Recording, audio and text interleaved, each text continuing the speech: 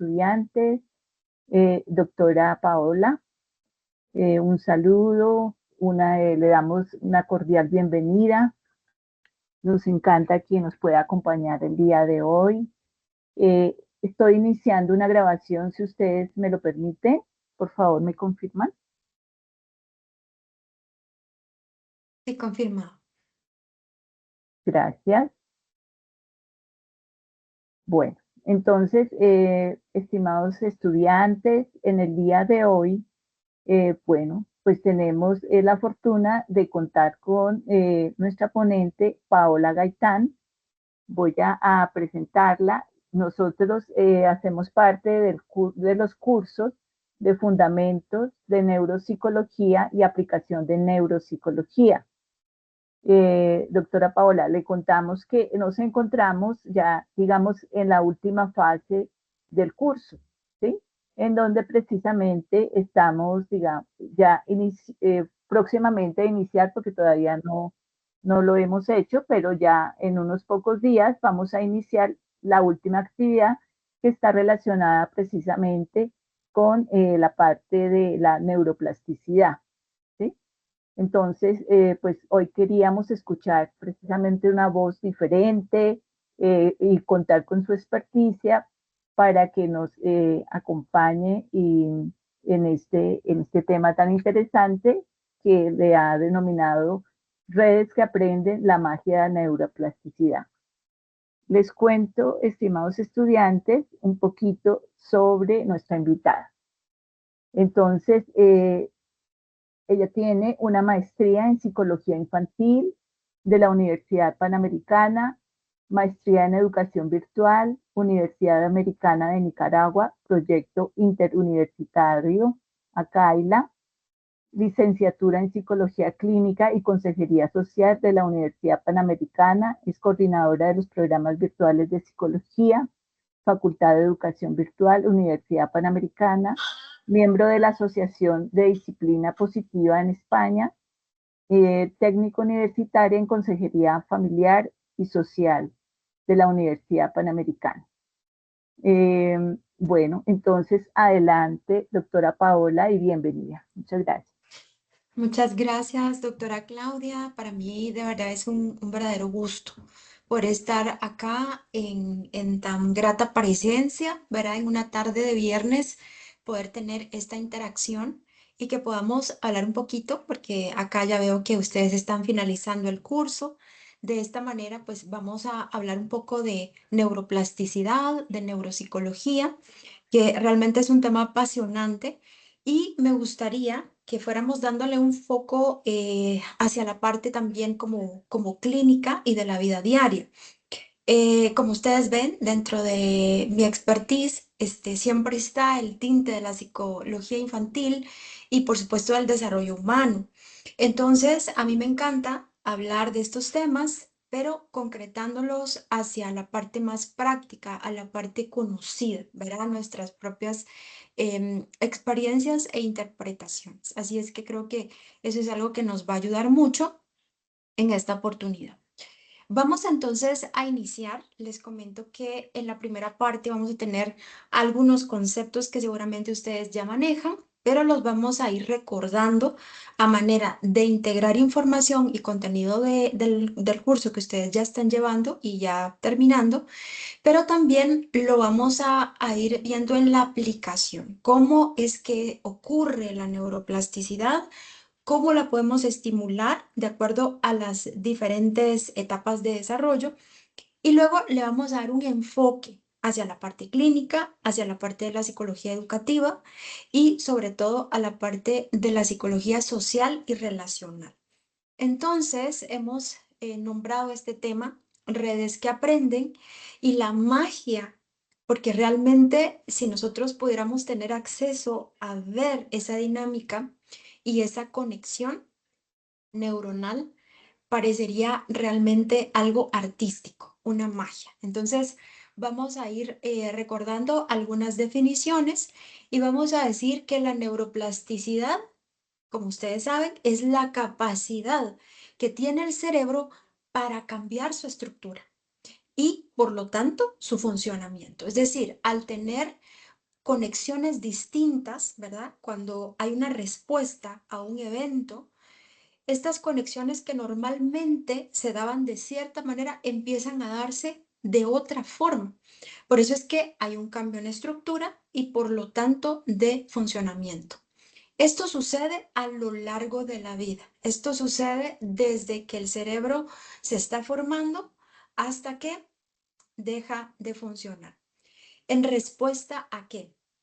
Definitivamente todos los modelos psicológicos han dado cuenta de que el ser humano responde a su entorno, pero específicamente a qué es que ocurre o a qué se debe que ocurra esa neuroplasticidad, esa capacidad del cerebro de moldearse o de modificarse.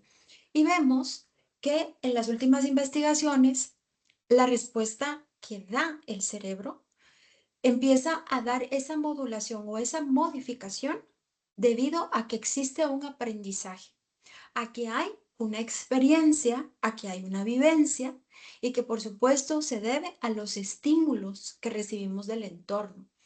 Y por lo tanto, viéndolo desde un punto de vista neuropsicológico, también va a ocurrir neuroplasticidad ante situaciones que ocasionan lesiones o daños físicos al cerebro humano.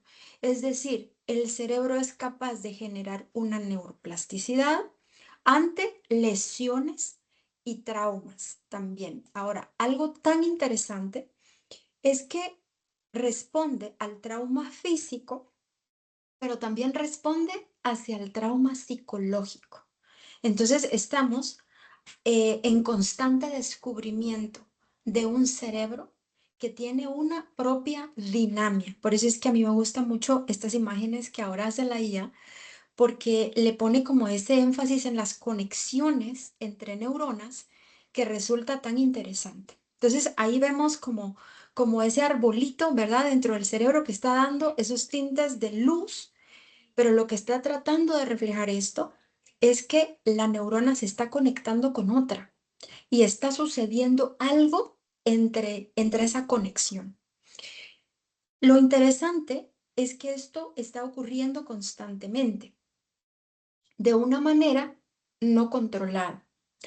La neuroplasticidad en las nuevas investigaciones trae a colación que ahora lo podemos de alguna manera controlar. Es decir, podemos generar neuroplasticidad en momentos determinados.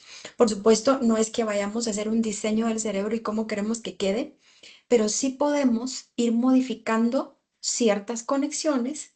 ¿Y cómo lo sabemos? Lo sabemos por la respuesta que va a dar el individuo o que va a dar, en este caso, nuestro paciente. Entonces, vamos viendo la definición ya en una parte un poquito más contextual. De igual manera, al final vamos a tener algún espacio, ¿verdad? Para que ustedes puedan expresarse, para que ustedes develen sus consultas, sus preguntas, porque allí es donde hacemos ese aprendizaje que estamos teniendo justo en este momento. Entonces, la neuroplasticidad, ahora que vimos la definición, no es solamente ese concepto, sino es lo que estamos viviendo en este preciso instante. En el momento en que usted está escuchando esta información y la está asociando con información previa, está habiendo una dinámica cerebral, está habiendo una conexión entre neuronas que decidirá el cerebro si es la conexión conocida o si de repente aportamos un conocimiento distinto, de repente vamos a producir una conexión distinta que genere otros elementos. Vamos a ir a revisar algunos principios esenciales y esto es algo que a mí me quedó muy, muy claro y lo pude ver, ¿verdad? Y ustedes también en YouTube pueden buscar algunos videos de las operaciones que se llevan a cabo con cerebro despierto. Cuando vemos ese tipo de operaciones, vemos que el cerebro, yo me daba cuenta que el cerebro tenía, ¿verdad? El paciente entra, por supuesto, despierto, es anestesiado, y luego hacen una incisión y queda el cerebro expuesto. en lo que se hace un trabajo específico y luego se cierra, ¿no? Pero en ese momento que el cerebro está ahí, prácticamente abierto, o sea, el cráneo abierto y el cerebro expuesto, si ustedes buscan este tipo de videos, van a ver que el cerebro tiene un movimiento que se me hacía muy similar a lo que sabemos que ocurre con el corazón y que sabemos que ocurre con los pulmones. Y entonces yo le preguntaba a uno de mis docentes y le decía, estábamos discutiendo varias cosas, pero yo le decía, viendo este video, yo veía que el cerebro tenía un movimiento. Entonces mi pregunta era, ¿ese movimiento se hace adrede? O sea, ¿se está haciendo porque están habiendo estimulaciones eléctricas y por eso el cerebro se mueve?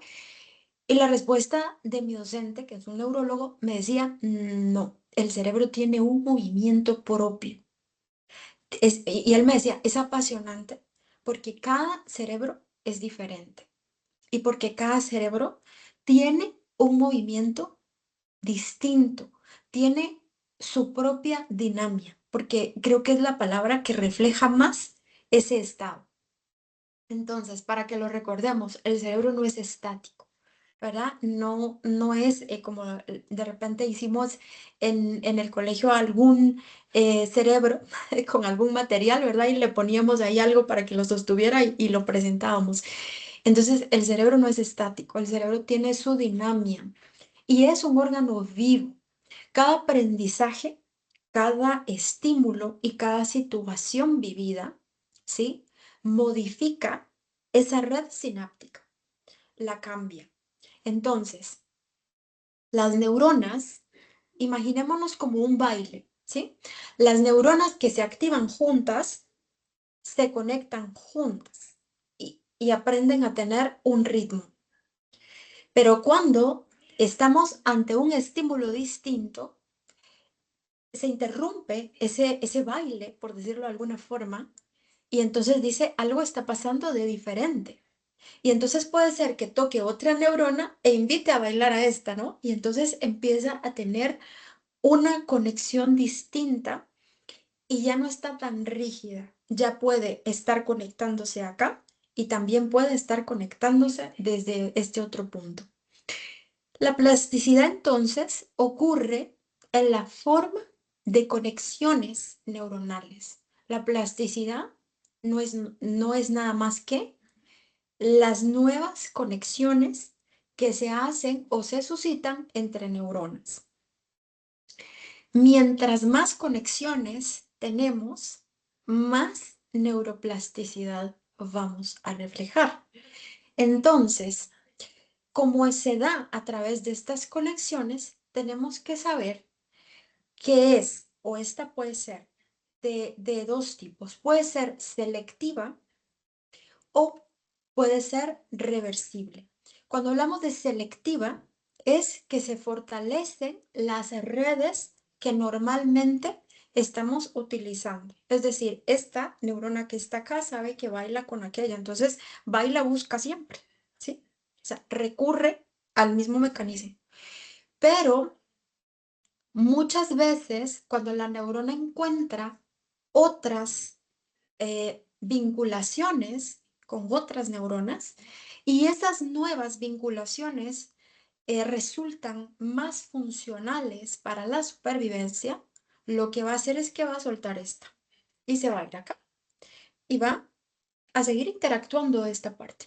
Entonces, se dice que es reversible, ¿sí? Cuando se debilitan algunas redes y se inactivan por alguna razón. Entonces, el cerebro, que es estimulado constantemente, que es que se encuentra bajo diferentes situaciones y que es, digamos que la estimulación puede ser, por supuesto, producida o puede ser pues suscitarse, ¿verdad? Si de repente se nos para el carro en algún lugar y eso nunca lo habíamos vivido, el cerebro empieza a buscar esas conexiones.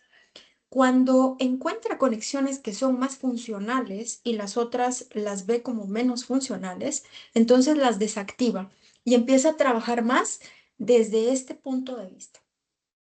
El cerebro de por sí entonces va a tratar de digamos, de ahorrar energía y enfocarse en aquellas vinculaciones que le resulten más favorables. Ahora, ojo con esto, porque esto nos puede, digamos que beneficiar en muchos sentidos, pero de repente, si no estamos estimulados constantemente ante situaciones distintas, nuestro cerebro va a acostumbrarse, por decirlo de alguna manera, a buscar las conexiones conocidas. Por eso es que de repente nos cuesta, ¿sí?, cambiar algunas conductas. ¿Por qué? Porque las rutas que nuestro cerebro tiene son conocidas. Vamos a ver entonces que tenemos estos tipos de neuroplasticidad, que también por diferentes autores podemos encontrarlas con otros nombres, pero vamos a decir que es estructural cuando se suceden cambios físicos en las neuronas. Tanto, por ejemplo, en la sinaptogénesis, para que es el nacimiento de esas nuevas sinapsis, cambios en las dendritas, que son como esas partes finales como los pelitos, ¿verdad?, de las neuronas. En el caso de la mielinización, que es la cantidad de mielina que rodea a una neurona, si son, la neuroplasticidad puede darse a ese nivel, digamos, sí puede darse a un nivel estructural. Y entonces, cuando hay un cambio estructural, cambia su funcionamiento. Entonces, estaríamos hablando también de un tipo de neuroplasticidad funcional.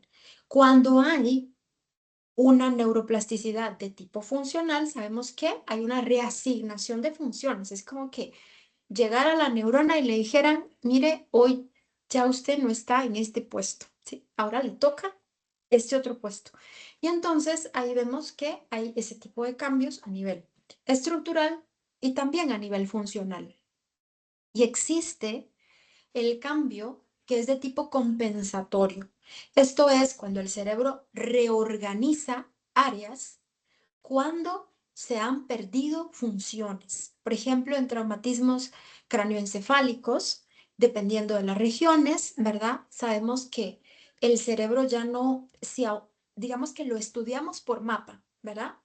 Hacemos un mapa del cerebro y lo vamos estudiando por áreas. Pero realmente el cerebro es un todo y el cerebro está interconectado. Entonces, de repente, dependiendo del área del traumatismo, dependiendo de la forma del traumatismo también, va a tener ciertos efectos en diferentes áreas. Y tiene mucho que ver las conexiones que toca, ¿sí?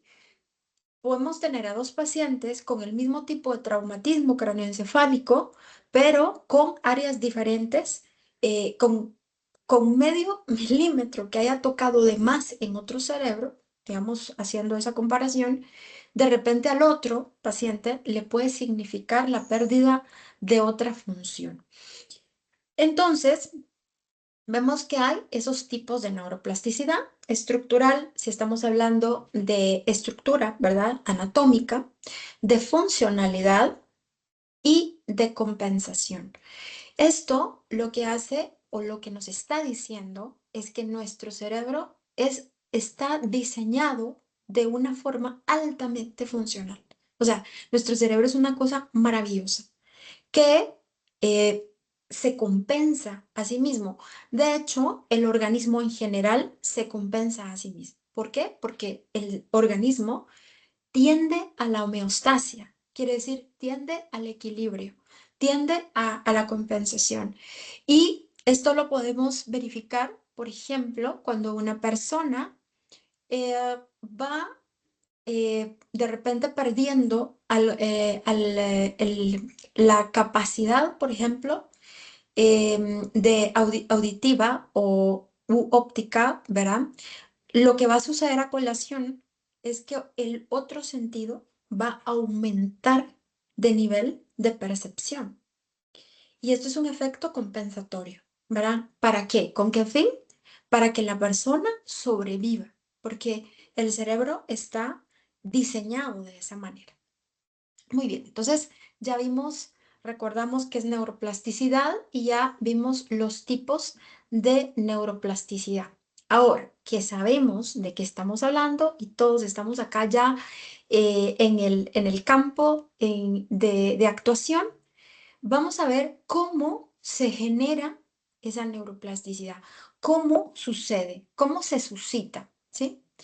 Y entonces vamos a revisar algunos elementos que suelen ser interesantes. Por ejemplo, los procesos neurobiológicos involucrados, ¿sí?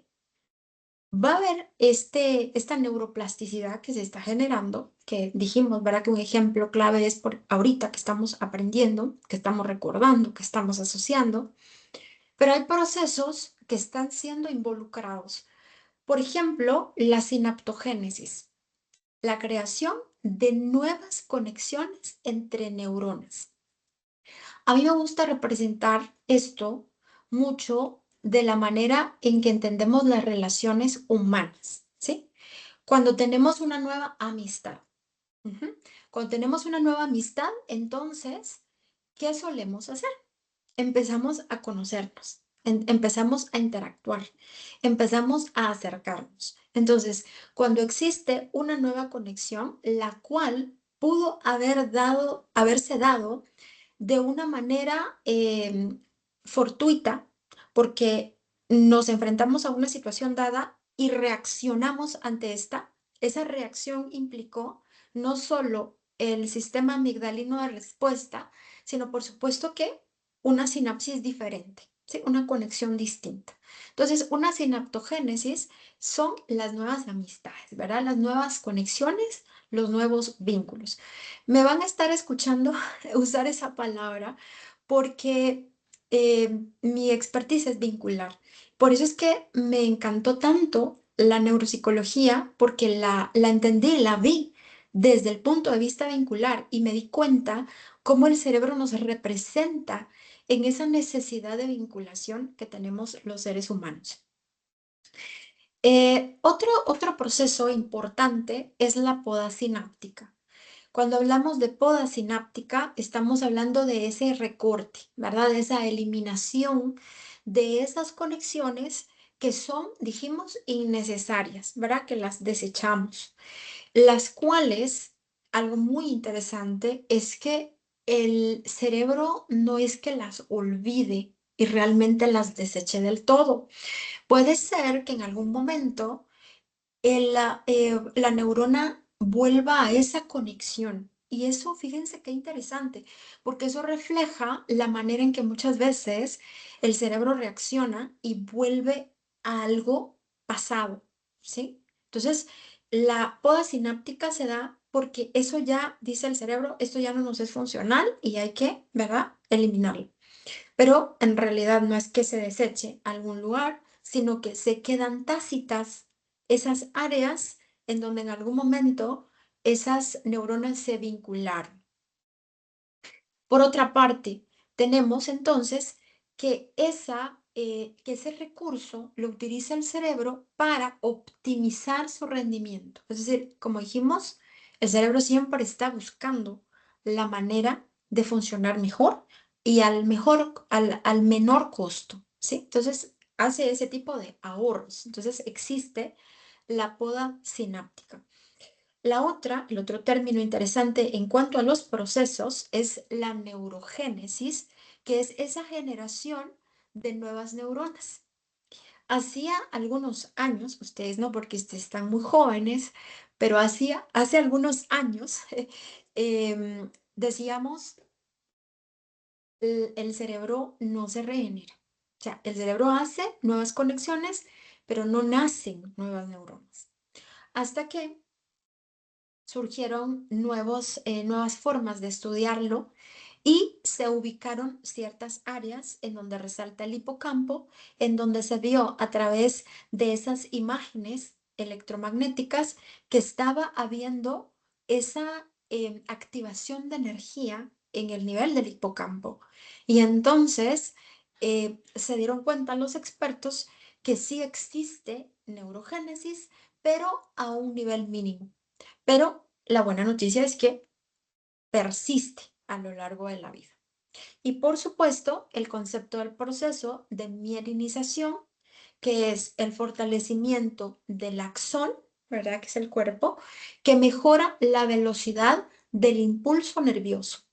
Es decir, lo hace reaccionar y lo hace funcionar con una mejor dinámica. Entonces, recordemos, tenemos ya el concepto de neuroplasticidad, tenemos los tipos de neuroplasticidad y ahora estamos viendo, ¿verdad? Y recordando los procesos involucrados en esa neuroplasticidad, en donde resalta la sinaptogénesis, la poda sináptica, la neurogénesis y la mielinización. Entonces, vamos por ahí avanzando. Si tienen dudas, consultas, pues ahí las vamos a ir revisando al final. Muy bien. Vamos con los factores que van a favorecer esa activación. Ahorita vamos a ver justamente sobre esa pregunta que apareció por allí. ¿Qué factores favorecen ese proceso, ¿no? Que se den todos esos procesos que además se dan de manera muy coordinada. Entonces, vamos a ver que aquí aparece el aprendizaje activo, subrayamos, significativo. ¿Por qué razón? Porque estamos realmente aprendiendo en todo momento, de alguna manera, estamos visualizando conductas, estamos, ¿sí? De repente puede que alguien en algún momento de la vida haya replicado alguna conducta que en algún momento vio y que ni siquiera le agradó. Y acá es donde viene a colación las neuronas espejo, porque en realidad nosotros estamos captando y sobre todo y mucho más los peques, ¿verdad? Los niños, porque ellos están con todo su sistema superactivo. Luego hablaremos de otros, del tipo de estimulación que está viendo hoy en día que puede en algún momento interrumpir estos procesos tan naturales. Entonces, aprendizaje activo y significativo quiere decir, es un aprendizaje que se propicia y que tiene significado. En los adultos, sabemos que el adulto aprende lo que le interesa. Y eso es así. Uno tiende a recuperar la información que me hace, la que me hizo sentido. La información que me hace sentido es la que recuerdo. Entonces, ¿qué procesos favorecen? Estar en un aprendizaje activo, significativo, que me fomente esa curiosidad, la novedad y el factor sorpresa, porque creen ustedes que de repente nos recordamos muy bien de algunos anuncios, decimos acá en Guatemala, los anuncios de televisión y ahora pues las redes sociales, porque hay ciertas imágenes que van acompañadas de ciertos sonidos que, que nos atraen o que nos son como que resaltan en medio de todo el sistema de información. Y es porque nos produce novedad, nos impacta. Entonces, ojo con esto. Estamos hablando de todo un sistema, digamos, funcionando, pero viene a activar este sistema un componente que muchas veces se deja de lado, que es el sistema emocional. Vamos a recordar, vamos a aprender, y todo esto favoreciendo nuestra neuroplasticidad, pero en función de lo que toca nuestras emociones. Y ya no es nada raro, ¿verdad? Esto ya no es un contenido nuevo, ¿verdad? El decir que aprendemos cuando nos sentimos a gusto. De hecho, el cerebro repite lo que le ha generado dopamina, repite lo que le genera significado y repite lo que le genera seguridad. Entonces, esos elementos resultan de una manera atrayente. Entonces, todo lo que nos genere la curiosidad no es un elemento único de los niños, es todos los seres humanos lo somos, pero lo hemos como vedado. A veces incluso puede que lo hayamos bloqueado. Movimiento y ejercicio físico. ¿Por qué? Porque el sistema motor, ¿sí? Y el sistema sensitivo y el sistema motor están también conectados.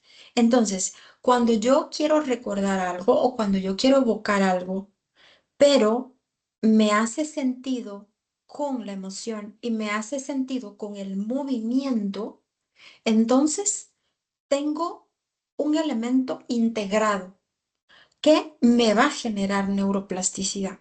Entonces, cuando tenemos rutinas en donde empezamos un día quizá con 15 o 20 minutos para caminar, para respirar, para darnos cuenta que nuestro sistema está activo, que nuestro cuerpo siente, que estamos en este cuerpo vivo, es donde nuestro sistema nervioso está como volviendo a la vida. Luego de despertar es consciente, ¿sí? Viene la conciencia y dice, ok, ya amaneció, ¿verdad? Ya estoy acá, me ubico, ya entiendo dónde estoy.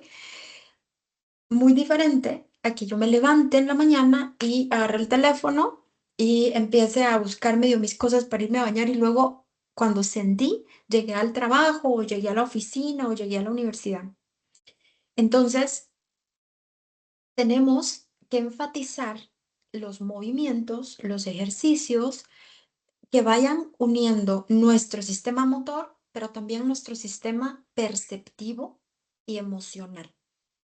La emoción positiva y la motivación. Al hablar de emoción positiva, estamos hablando de las emociones que nos energetizan, que nos llenan de energía, las emociones que nos movilizan, porque sabemos que no hay emociones buenas ni malas, todas tienen una razón de ser. Cuando se sale de control es cuando estas ya permanecen y se vuelven todo un sistema que invaden todo el sistema emocional. Entonces, la emoción y la motivación, pero enlazado con la parte motora, con lo que estoy atendiendo y lo que estoy aprendiendo o lo que estoy comprendiendo de mi entorno, me va a generar neuroplasticidad. Y el entorno, esto es a mí lo que me estalló todo, porque cuando hablamos eh, muchas veces de neuronas, de sinapsis, pareciera que lo apartamos del sistema emocional y del sistema de vinculación. Pero el entorno afectivo y social seguro, esto genera neuroplasticidad. Es decir, el ser humano está diseñado para eso. Y por eso es de que nos genera neuroplasticidad. Ah, y no me van a decir que tal vez allá en Colombia es distinto, no creo que sea diferente a Guatemala, que cuando uno se enamora, que empieza a ver a alguien que ya ve los días diferentes, ya se levanta con más ánimo, ya hasta con más color. Y hubo un estudio hace algún tiempo, ahorita no recuerdo en qué año fue, en donde realmente se dieron cuenta que cuando una persona está enamorada, ve los colores con mayor intensidad. Quiere decir que su percepción se afecta, ¿sí? Y por supuesto, una persona en depresión veía matices más grises. Ujú.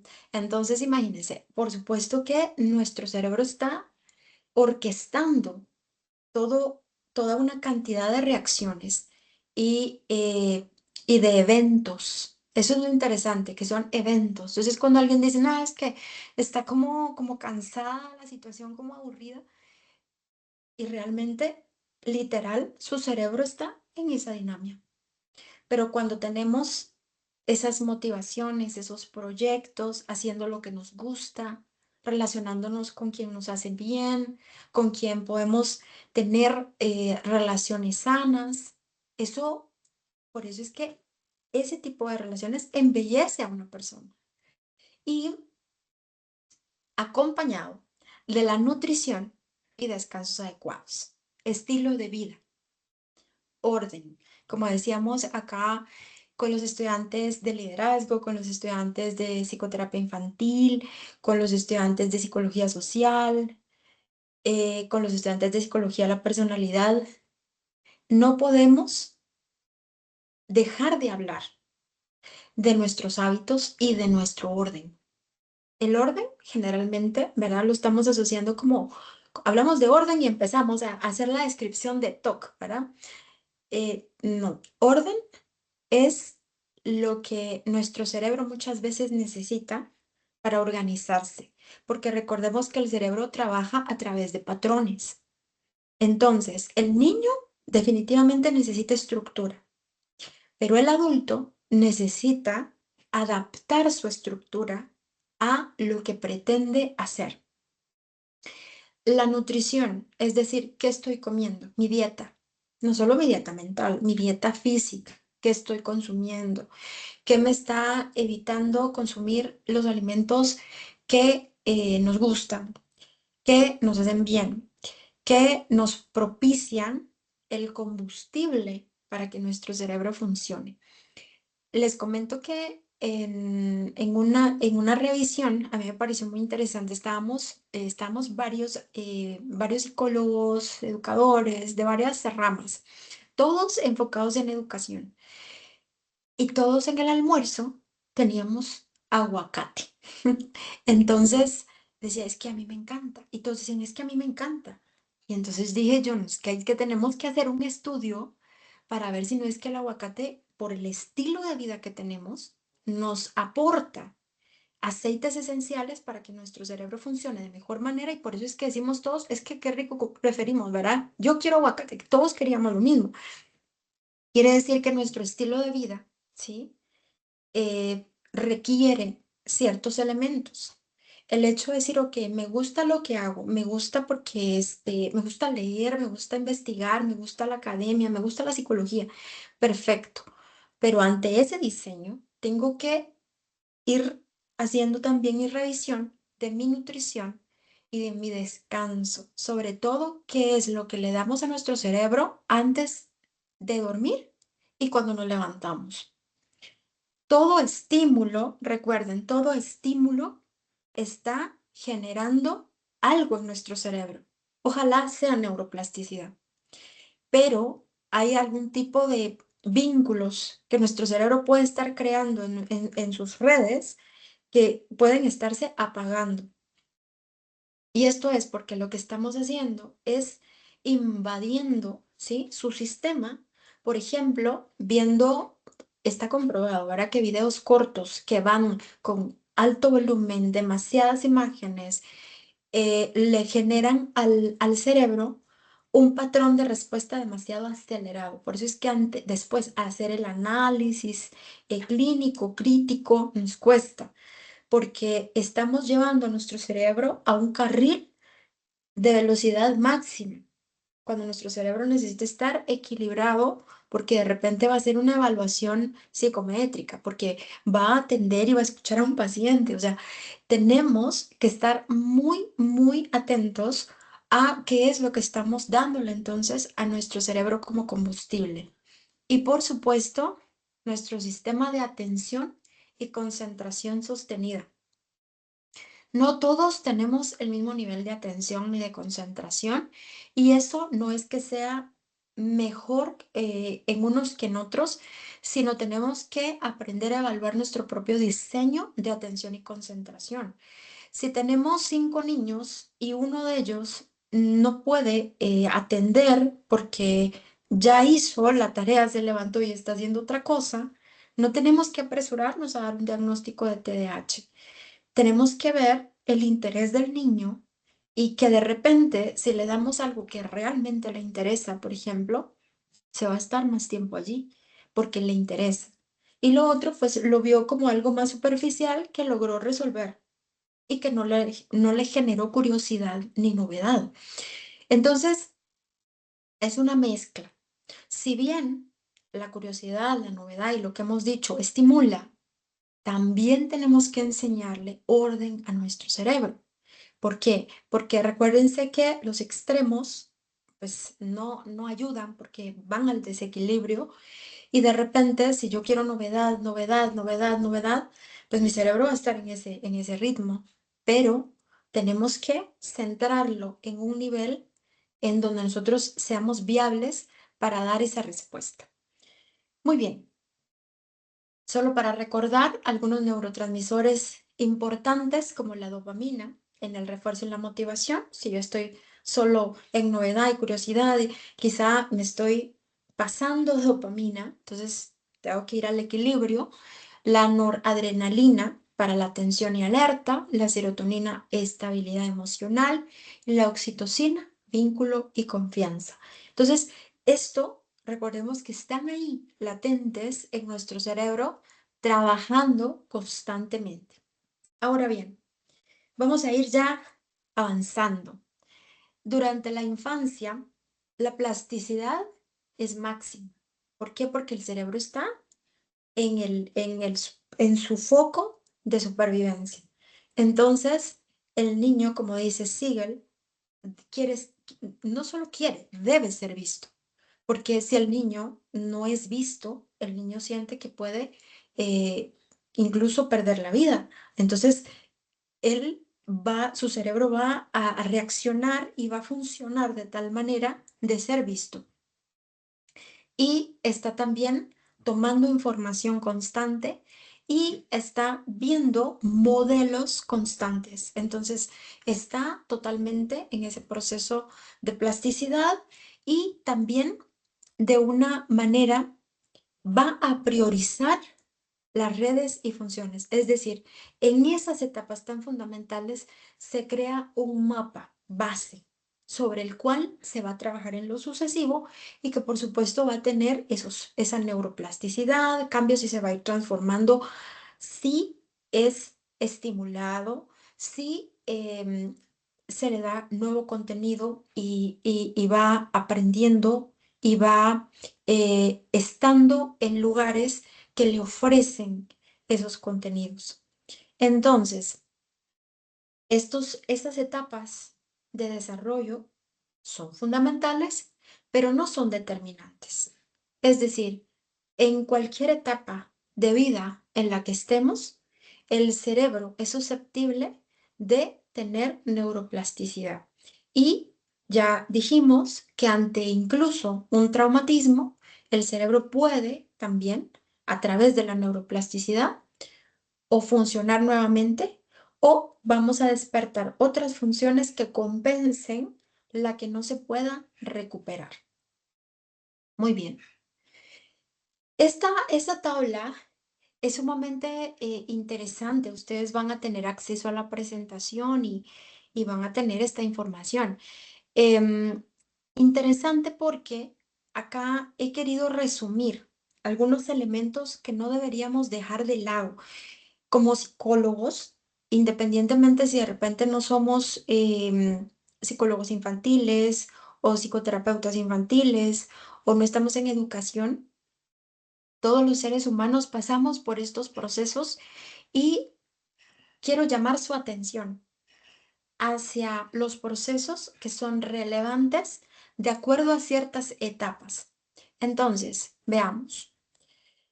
Para tener una idea así un poco más como clara, en la edad de 0 a 2 años, acá digamos, el enfoque del cerebro está en el área sensoromotriz. ¿Por qué? Porque el cerebro de este bebé va a empezar a reaccionar a su entorno y adicional va a aprender a movilizarse en ese entorno. ¿Qué características neuroplásticas hay en esa etapa? Hay un rápido crecimiento sináptico.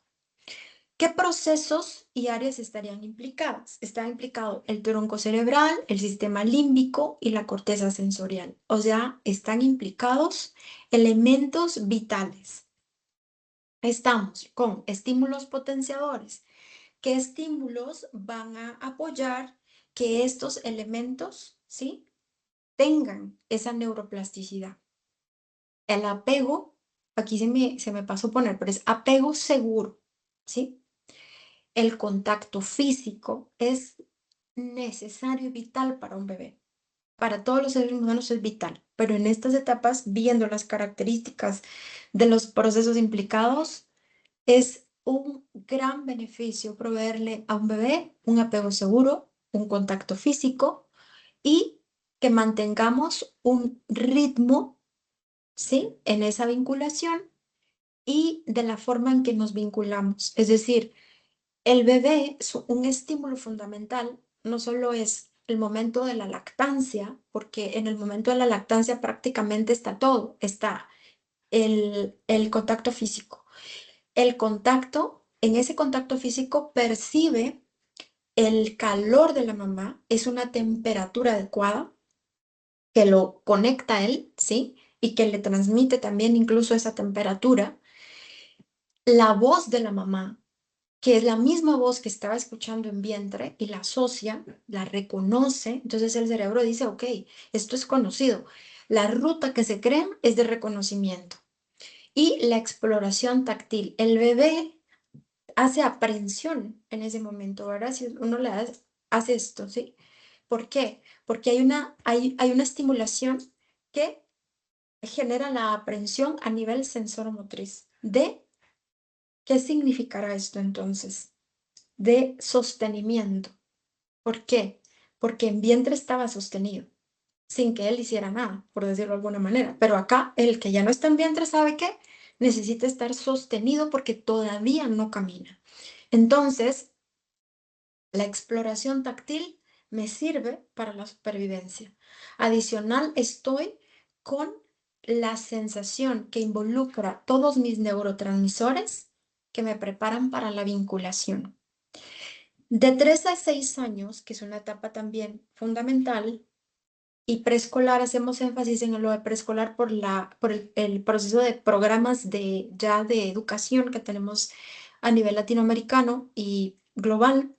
Tenemos las características neuroplásticas en ese momento, hay una consolidación del lenguaje y control emocional y control de esfínteres, si lo recordamos. Los procesos y áreas implicadas está el área de Broca, Wernicke, corteza orbitofrontal fundamental. De todas las lesiones craneoencefálicas, las que generan mayor disfunción son las que se ocurren en el área de la corteza orbitofrontal. Esas son las que van a generar mayor disfunción. Y vemos que son las más importantes y que se consolidan en esa etapa. Y ahora bien, miren qué lindo, miren lo que me encanta de esto es la manera en que provocamos esa neuroplasticidad. El juego simbólico, maravilloso. ¿Cuál es el juego simbólico? Los interesados en psicología infantil y que ya uno desde que está quizá en la licenciatura ya está leyendo de eso y le apasiona, saben que el juego simbólico viene desde una perspectiva freudiana, pero lo que hace es que le hace sentir al niño que él funciona en el sistema. Yo puedo tomar un peluche y arrullarlo y estoy jugando al símbolo de que yo, así como alguien me proveyó a mí de seguridad, yo se lo doy a alguien más. Cuando yo le doy de comer o hago mi mesita con trastecitos, estoy simbolizando una dinámica de interacción. Toda esa imaginación que el niño utiliza y que le da la forma porque quizá para nosotros esto de repente es un vaso, pero ya el niño no sé, pensó que ya esto podría ser un tanque y acá le amarra otra cosa y ya lo transforma en otra. Ese juego lo que hace es que está despertando una cantidad de conexiones sinápticas impresionantes.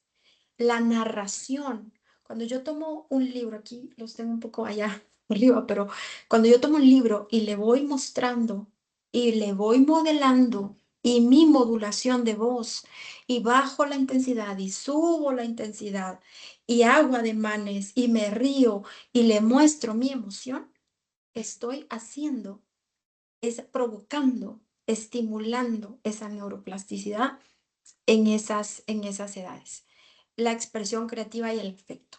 Pero ¿qué pasa si no lo tiene? Si estamos ante de repente una mami que tiene un trastorno depresivo mayor, si estamos ante una mami que está sufriendo la ausencia o la separación de pareja, o el rechazo de la familia, no sabemos. Todo esto, sí, por supuesto que de manera inconsciente, por supuesto afecta ese desarrollo y esa neuroplasticidad. Pero la gran noticia es que con estos juegos simbólicos, con estas actividades, y por eso es que a mí me fascina la terapia vincular, porque es reconectar al papá o la mamá con el niño. Es volverle a despertar la chispa, porque no es que le vayamos a enseñar. El papá y la mamá sí saben cómo hacerlo, pero tienen que encontrar nuevamente la ruta. Esa es es en este tipo de etapas, ¿no? Vamos avanzando a la siguiente etapa y en esta vemos también una edad muy interesante, muy importante, que es de 7 a 11 años. Las características neuroplásticas en este sentido, tenemos que hay un fortalecimiento de redes ejecutivas, ¿sí? Y atencionales. Toda la corteza prefrontal está adquiriendo su funcionamiento mayor, los lóbulos frontales y parietales. Y para abonar a este funcionamiento, vamos a hacer, por ejemplo, retos cognitivos.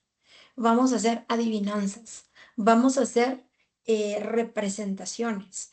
Los retos cognitivos, por ejemplo, vamos a ir colocándole de repente a que vaya haciendo una serie de numeración y de que vaya de repente al mismo tiempo saltando, ¿sí? Y que al mismo tiempo le vaya formando a esa numeración una melodía. Esos retos cognitivos lo que tratan de hacer es que nuestros lóbulos, ¿sí?, se integren, porque sabemos que traemos pues un área quizá más desarrollada que otra. Entonces, tenemos en ese reto cognitivo, al tener la integración y hacerlo de manera graciosa, en un ambiente agradable, pues sigue siendo un reto, pero no es punitivo, sino que, ¿verdad? Llama la atención y quiere hacerse. Y por supuesto, aprendemos flexibilidad. ¿Qué es aprender flexibilidad? Es que si yo cometo errores, no se acaba el mundo. Cometer errores es lo más común, o sea, es lo más natural, porque no somos perfectos. Y el niño en esta época tiende a sufrir mucho por la frustración, ¿sí? Porque tiende a querer que todo salga a la primera, que todo sea, que esté bien, que nada pase, ¿sí? Y sobre todo, mucha atención con los modelos. Cuando tenemos esos modelos restrictivos, punitivos, estrictos, demasiado estructurados, sin, ¿verdad? Quitándole el elemento del gusto a las cosas, entonces el niño puede, en lugar de que eso sea un reto cognitivo, ya sabemos, dispararle todas o todos los elementos que puedan suscitar ansiedad. De 12 a 18 años, en esta etapa adicional a lo que vamos a ver en las características neuroplásticas, tenemos que tener muy en cuenta el sistema hormonal que se está suscitando o que es la manera en que está funcionando en esta edad. ¿Y qué es lo que está pasando? Hay una reorganización prefrontal en esa edad, hay autorregulación y empieza a haber más pensamiento abstracto. Entonces, hay mayores procesos en la corteza prefrontal y el cuerpo calloso. ¿Qué podemos hacer para poder estimular en esta época? Juegos de memoria, juegos de análisis, de reflexión, de moralejas, de toma de decisiones. ¿Y tú qué harías? O me dice algo, está pasando esto, y yo le digo, ¿y qué piensas hacer? Te lo doy, ¿verdad? ¿Qué piensas hacer? Entonces, esto fortalece el área prefrontal y de la autorregulación y del sentido del yo, de la toma de decisiones, pero también de la responsabilidad. Ujú. Y eso, al final, también está vinculado por la conexión social, porque cuando yo soy responsable, yo empiezo a darme cuenta que mis acciones crean situaciones o generan situaciones, entonces puedo entrar en conciencia Y aquí, ¿verdad? Voy más hacia el pensamiento abstracto. Entonces, si vemos, en todas las etapas estamos constantemente, ¿verdad? Pues haciendo consciente o inconscientemente, generando o no esta neuroplasticidad. Ahora bien, el cerebro siempre va a tener una reacción, o sea, siempre va a haber conexiones, siempre van a estar. Sin embargo, puede ser que, ¿verdad? La diferencia de la neuroplasticidad es que la neuroplasticidad va a generar conexiones nuevas, mientras que las que no estimulan en un entorno cero estimulación, mis conexiones son las mismas, la misma ruta, el mismo camino, ¿sí? Muy bien, ¿qué pasa con el adulto joven y la adultez? Acá vemos que las características neuroplásticas tenemos plasticidad adaptativa y resiliente. ¿Por qué? Porque ya nos toca o nos ha tocado enfrentarnos a situaciones críticas, a situaciones de duelo, a situaciones en las que no tenemos el control, y los procesos que van en esta vinculación va la red ejecutiva emocional integrada. ¿Qué quiere decir? Ya no solo respondo o me dejo llevar por la emoción, sino que ya puedo canalizar mi sistema límbico con la conexión de mi sistema prefrontal y ya soy responsable de eso. Los estímulos que potencian en esta fase es el aprendizaje complejo, aquel que no se me hace fácil, aquel que yo le tengo que buscar la manera de cómo resolverlo, de cuál sería la forma.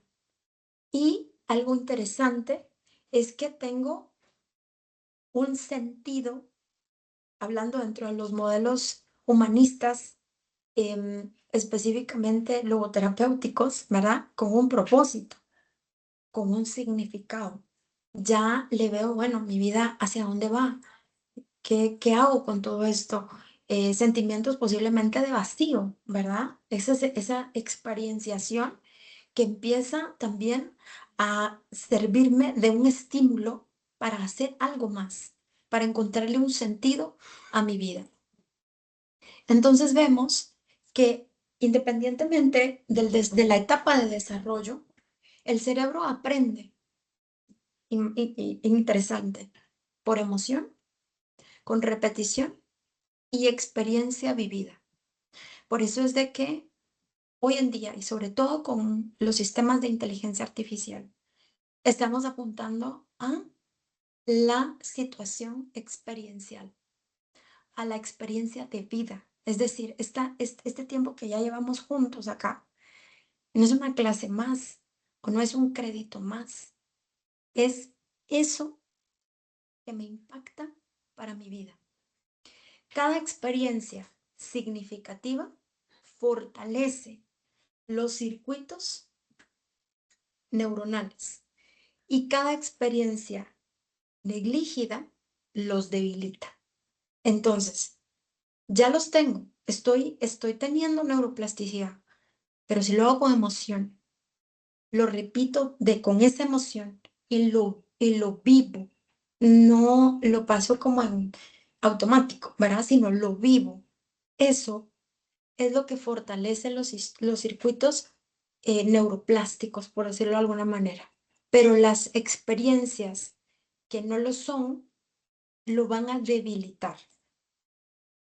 Y acá vemos que ¿qué pasa con las situaciones negligidas versus las situaciones adversas?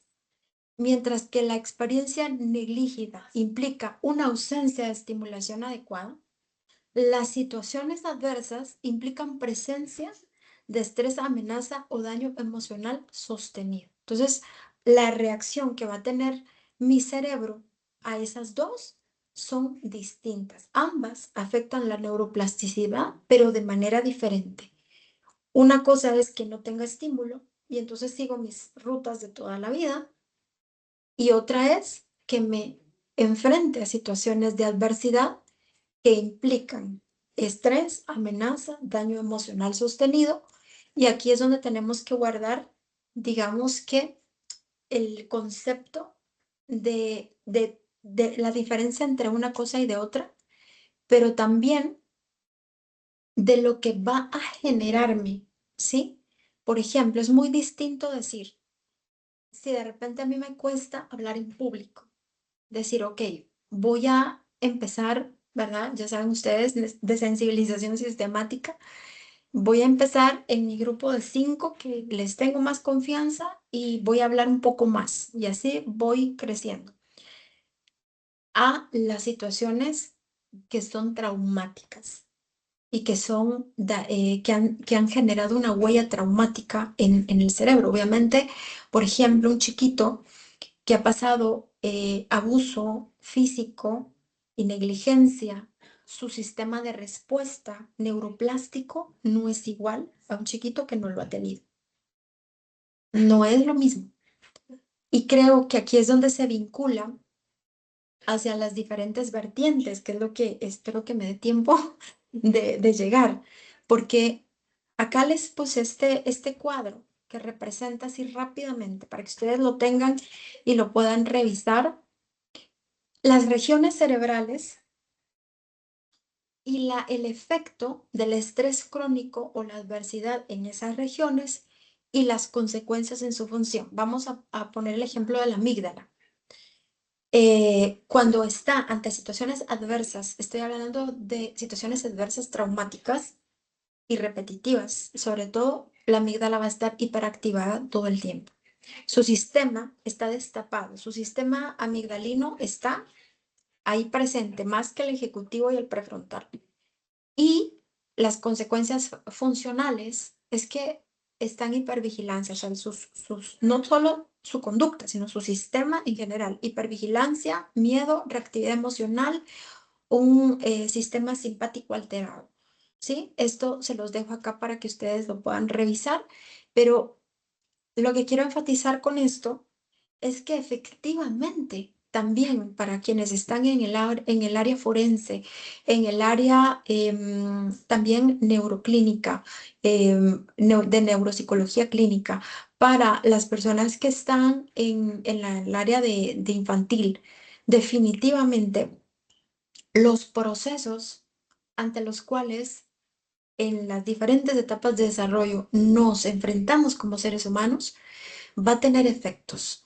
Y entonces nosotros tenemos que valorar el efecto que puede tener algo que, por ejemplo, yo le pueda estimular, ¿verdad? A hacer algo que el niño pueda hacer, rodeado de motivación, rodeado de curiosidad, rodeado de creatividad, a que sea aversivo. Son dos cosas diferentes y nuestro cerebro va a aprender rutas distintas. Ok, vamos a ver la estimulación aplicada, ¿sí? Que es ya la segunda parte, en donde les he colocado, ¿sí? Elementos un poquito para que los tengan a mano por edad. En la infancia, entonces, juegos sensoriales, simbólicos, contacto físico y emocional seguro, historias, canciones y rutinas predecibles van a aportar a esa etapa. En el caso de la niñez, un aprendizaje cooperativo, sí, porque ya recuérdense que están en una edad en donde socialmente también su sistema cambia, cooperativo más que competitivo, resolución de problemas, movimientos, ritmos, juegos. Si el chiquito tiene alguna, digamos, preferencia, tenemos que atender esa preferencia y darle la aplicación, ¿sí? Si el chiquito me habla de dinosaurios, los dinosaurios tienen unos nombres tan elaborados, ¿sí? Entonces va a estimular esa área lingüística definitivamente. Estrategias de atención sostenida, ¿verdad? Vamos a escuchar este cuento y lo vamos a leer durante este tiempo, luego tu otro compañerito va a seguir, ¿sí? Y luego acá va a pasar y entonces el niño ya solo no me está escuchando solo a mí como docente, ¿verdad? En el caso de psicología educativa, sino está de las voces de sus pares, está escuchando, aprende a aportar, aprende a hablar y sobre todo en sociedades como las nuestras en donde de repente aprendimos a que los niños tenían que estar callados, por ejemplo. En el caso de la adolescencia, espacios de reflexión guiada en conjunto, ¿verdad? No moralistas de que hay que ser así, así, así, sino está pasando esto, ¿qué le pasó ahí en esa película? ¿Dónde estuvo la situación? ¿Qué piensas tú? ¿Qué hubieras hecho tú en esta otra situación? Las mentorías que antes eran tan comunes, ¿verdad? Ahora pues se activan nuevamente. Una figura, ¿sí? Cercana que puede ser un modelo de cierta manera, ¿sí? Em, y promover, por supuesto, resiliencia. ¿Qué pasa ante ciertas situaciones? ¿Cómo resuelves? ¿Qué harías? Promover autonomía, empatía y autoconocimiento. En la adultez, aprendizaje continuo y significativo, que es lo que estamos haciendo, el ejercicio físico, el descanso apropiado, ¿sí? O sea, es un descanso, descanso. Relaciones emocionalmente nutritivas, porque eso en el fondo lo sabemos cuando una relación nos hace bien, ¿verdad? Entonces, estar en comunión con esa parte. Les he dejado esta parte interesante de la adultez mayor, que casi es un tema que no se toca. En el caso de la adultez mayor, pues ya en la neuropsicología hay abordajes específicos de ejercicios cognitivos graduados, en donde tenemos que tener interacción social constante, en donde hacemos álbumes de recuerdos, en donde volvemos a revivir ciertas épocas de la vida, en donde incluso el tener algunos elementos de cierta fase de la vida puede ayudar no solo a recordar, sino a estimular y conectar el área emocional con el área cognitiva y evocar recuerdos que tengan propósito. Prácticamente esto nos da cuenta de que en todas las edades vamos a tener ciertas consideraciones. Em, definitivamente, cuando actuamos dentro de ejercicios, ¿sí? Tenemos que considerar lo siguiente. No deberíamos de ponerlo tan difícil que se desmotive la persona. Tenemos que ir viendo cuál es su reacción a lo que estamos planteando. Eh, porque se puede activar, ¿verdad? La ansiedad, el estrés, y lo que eso hace es que bloquea el proceso. Em, debe de estar moderadamente desafiante, de tal manera que su cerebro, ¿sí? Vaya marcando el ritmo de, wow, eso me interesa, eso que usted dijo, ¿qué es eso? Quiero saber más. Es hacer ejercicios que estén moderadamente desafiantes. Y sobre todo, em, tener en cuenta que las tareas fáciles no generan cambios cerebrales, no generan neuroplasticidad. Y que algo sea fácil o difícil no depende tanto de nosotros, sino de la reacción, en este caso de las personas a las cuales vamos a aplicar este tipo de ejercicios. También, pues acá he enfocado algunos ejercicios que pueden ser de ayuda en el área por áreas. Y vamos a ver tres rápidamente en los minutitos que nos quedan. Vamos a ver tres áreas. Vamos a ver el área educativa, que sé que acá están también pues estudiantes que tienen una perspectiva de psicología educativa, otros que tienen una perspectiva más clínica, otros que tienen una perspectiva más social y al final una relacional. Entonces, por ahí me van diciendo también cómo voy con el tiempo, porque no quiero abusar de su atención. Entonces, vamos a ver en el caso del ámbito educativo. Aquí los ejercicios de estimulación neurocognitiva van enfocados a fortalecer la atención, la memoria y la creatividad en contextos de aprendizaje. Por ejemplo, ejercicios que generen que tengamos varios contenidos, es decir, ejercicios que nos motiven visualmente, que nos motiven auditivamente y kinestésicamente. No tengamos temor de hacer ejercicios dentro del aula, que los chicos se paren, que hacer un poco de cambio, ¿no? En el sistema del aula. Que hagamos los escritorios a un lado, que hagamos otra forma de sentarnos y de vernos, otras formas de pertenecer. Y creo que previo, como parte básica de la educación, y si esta es presencial, es definitivamente que me tome sí o sí un tiempo para conocer a mi grupo. Entonces voy a ver sus factores en común, voy a ver sus intereses, voy a ver también el grado de estimulación que pudieron haber tenido. Generalmente hay algunos chicos que son, que salen con unas respuestas bárbaras, mientras que a otros no. O puede ser también que no sea falta de estimulación cognitiva, sino comunicativa, ¿verdad? A quien le cueste expresarlo, a quien le cueste incluso cuestiones de confianza, ¿verdad? Que le cueste confiar. El que es tímido dice, no, es que usted tiene que aprender a ser más abierto. Lo que tiene que aprender es a confiar, pero tendríamos que revisar cuál es su historia de confianza a través de los primeros vínculos. Algo muy interesante que se los he puesto acá porque creo que nos reta es los errores útiles. Generalmente la palabra error no la utilizamos en educación, ¿verdad? Pero hay error, por supuesto que el error es útil. El error nos ayuda, nos dice, nos da un mapa de lo que no es, ¿sí?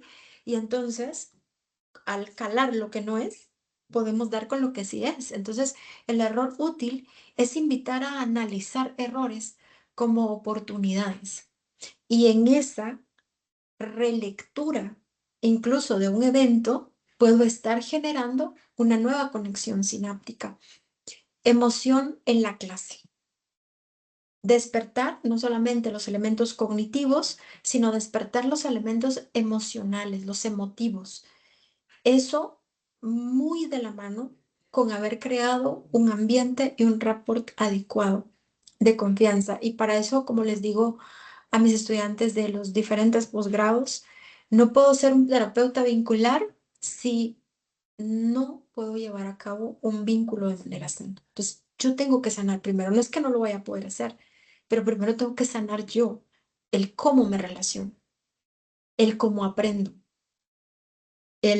Por ejemplo, hay tantas herramientas ahora que van en función de determinar si la persona está cometiendo plagio, si la persona está consultando.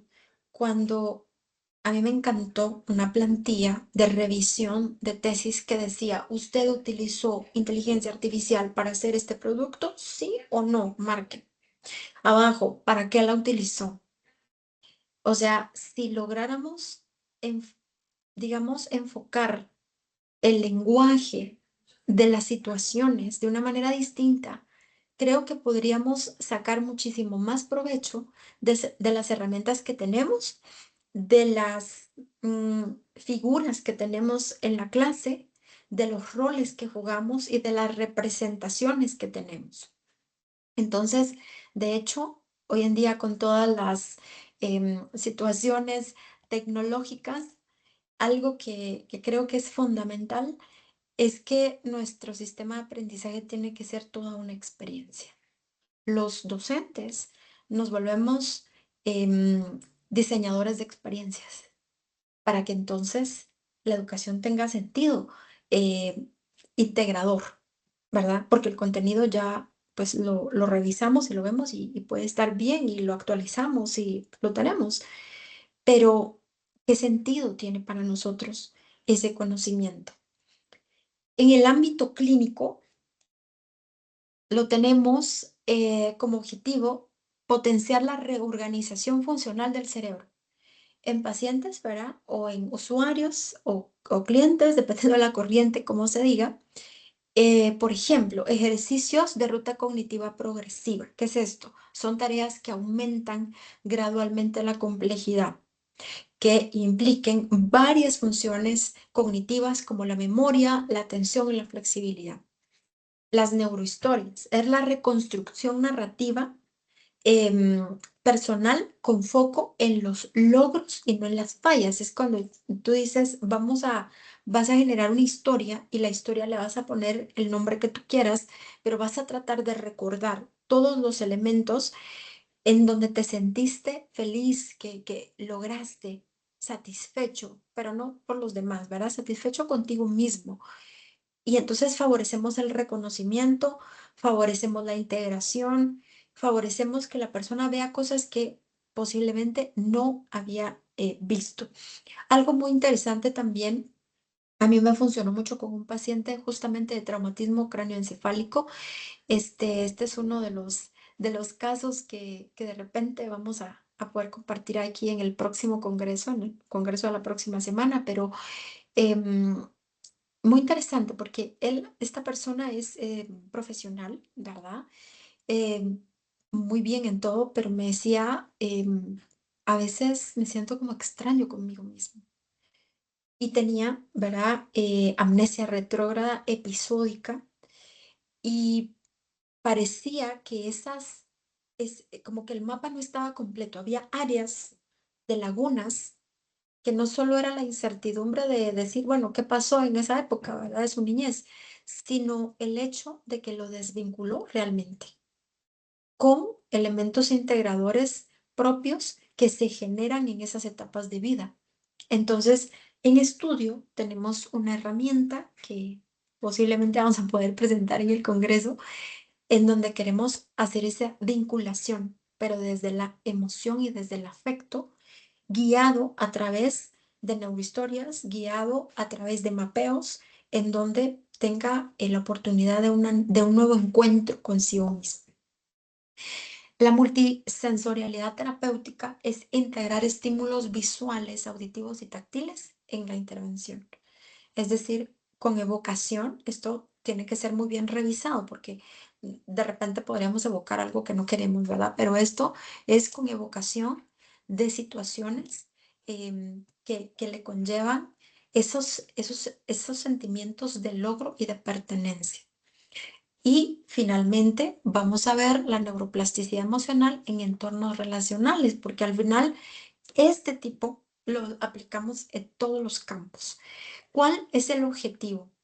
El objetivo es fortalecer la resiliencia, la empatía y la regulación emocional. Algunos ejercicios son reetiquetar la emoción, es decir, tomar una emoción desagradable y reformularla. ¿Sí? Reformularla no quiere decir obligarlo a que, bueno, está aquí, pero ahora la vamos a hacer positiva. No, es desmenuzarla, es verla. Es decir, esto es lo que me hace sentir así y evitamos la evasión. Pero por supuesto que lo tenemos que ser guiado, ¿no? Atención plena interpersonal, entrenamiento de verdad en escucha empática y validación emocional, en donde reaprendemos a ver al otro en una era digital, en una era que tenemos tantos estímulos. ¿Qué tal si mi estímulo no es TikTok, Instagram, que no es que esté mal, sino a la persona que tengo a la par que está en vivo?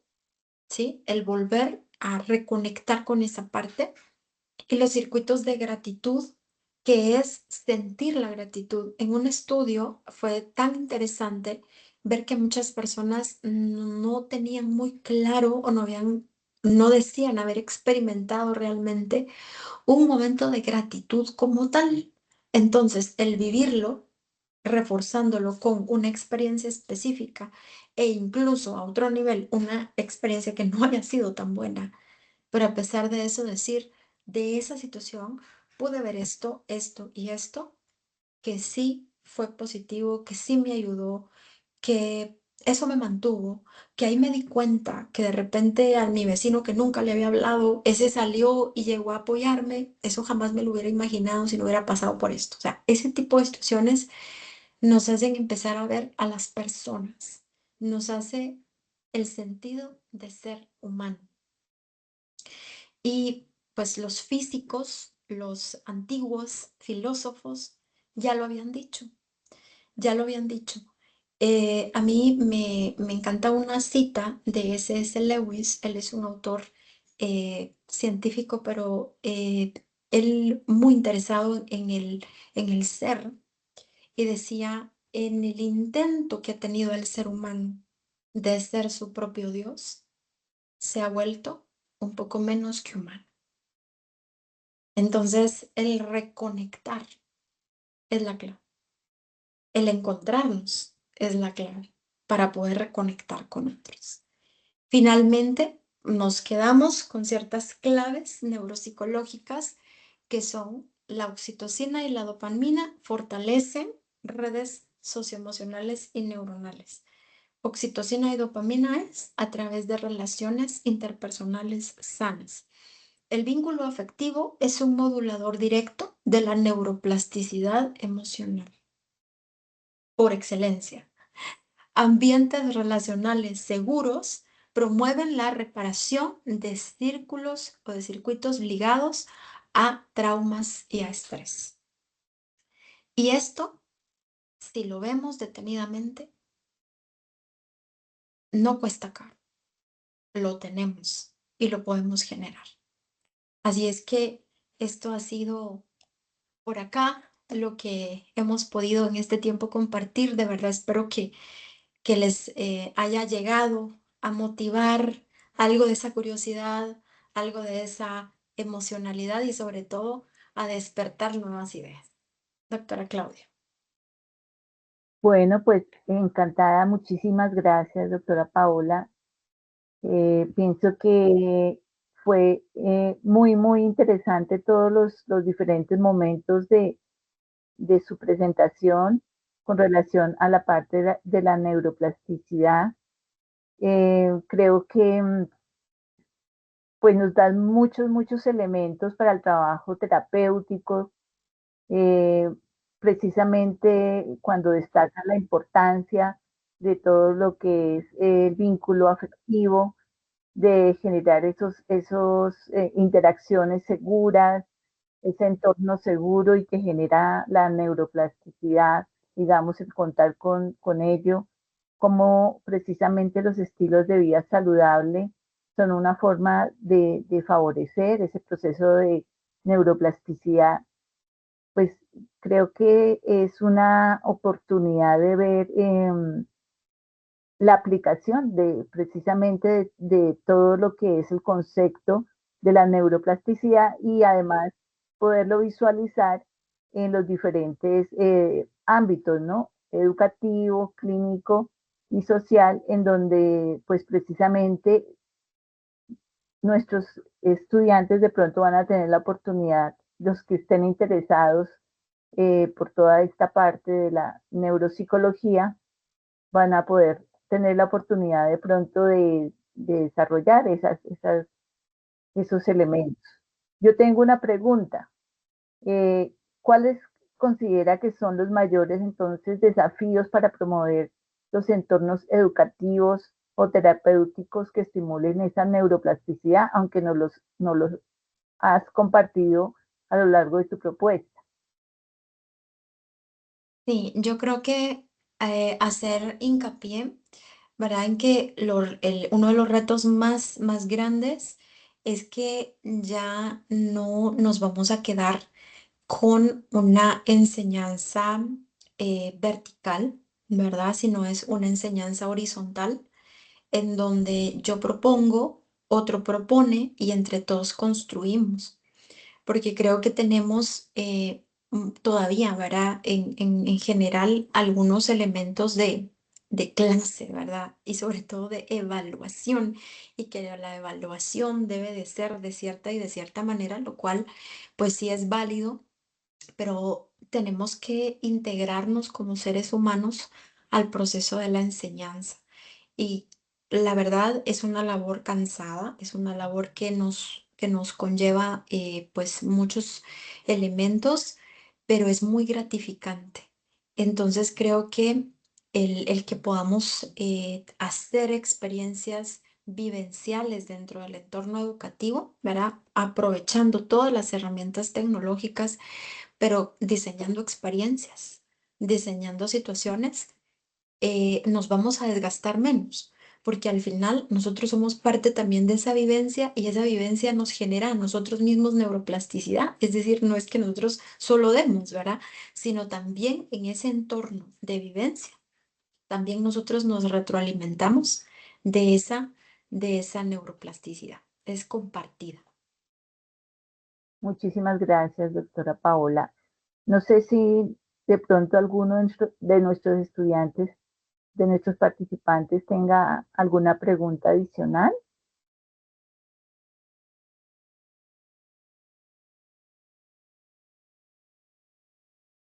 Bueno, parece que quedamos ahí con esa gran cantidad de información tan valiosa, entonces, bueno, pues muchísimas gracias, doctora Paola. Esperamos entonces tenerla nuevamente, ojalá, en una próxima oportunidad. Le agradecemos muchísimo, muchísimo toda la preparación, toda su generosidad en este compartir. Entonces, le deseamos pues a nuestros queridos estudiantes y a la doctora Paola y a los compañeros que también los veo por ahí del curso, los docentes, muchas gracias. Y que estén Muchísimas todos muy gracias. bien. Bueno, que estén bien entonces y buena tarde para todos. Muchas gracias. Un saludo muy grande desde Guatemala. Muchas bendiciones.